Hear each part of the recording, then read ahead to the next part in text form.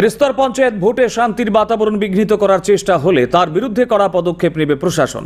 আজ এক সাংবাদিক সম্মেলনে এই ঘোষণা দিয়েছেন পশ্চিম জেলা নির্বাচন আধিকারিক তথা জেলা শাসক ডাক্তার বিশাল কুমার। তিনি জানান, পশ্চিম ত্রিপুরা জেলায় 91টি গ্রাম পঞ্চায়েতের 1013টি পঞ্চায়েত সমিতির 65টি এবং জেলা পরিষদের 17টি আসনে ভোট নেওয়া হবে। জেলায় ভোট পর্ব নির্বিঘ্নে সম্পন্ন করতে যাবতীয় প্রস্তুতিও গ্রহণ করা হয়েছে বলে জানান তিনি। জেলার দায়িত্বপ্রাপ্ত পুলিশ সুপার বিজয় দেববর্মা জানান, ভোটে আইন শৃঙ্খলা রক্ষার দায়িত্বে থাকবে কেন্দ্রীয় বাহিনী। পশ্চিম ত্রিপুরা জেলা শাসক কার্যালয়ের কনফারেন্স হলে আয়োজিত এই সাংবাদিক সম্মেলনে অন্য আধিকারিকরাও উপস্থিত ছিলেন।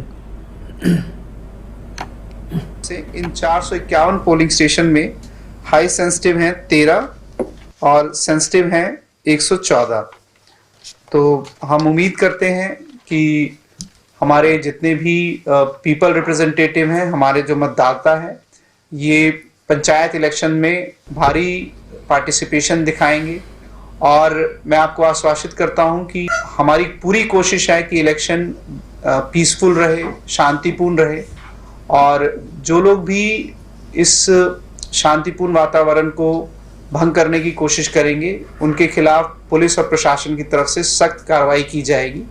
এটাকে আরো যাতে শান্তিপূর্ণভাবে যাতে হয়, কোথাও অপ্রীতি যাতে না ঘটে, তার জন্য পর্যাপ্ত পরিমাণ ফোর্স থাকবে। অলরেডি আমাদের এখানে প্যারামিলিটারি ফোর্সও আসছে, তারা ল অ্যান্ড অর্ডারে থাকবে। তারা কোনো ভোটিং এতে ডিপ্লয় হবে না।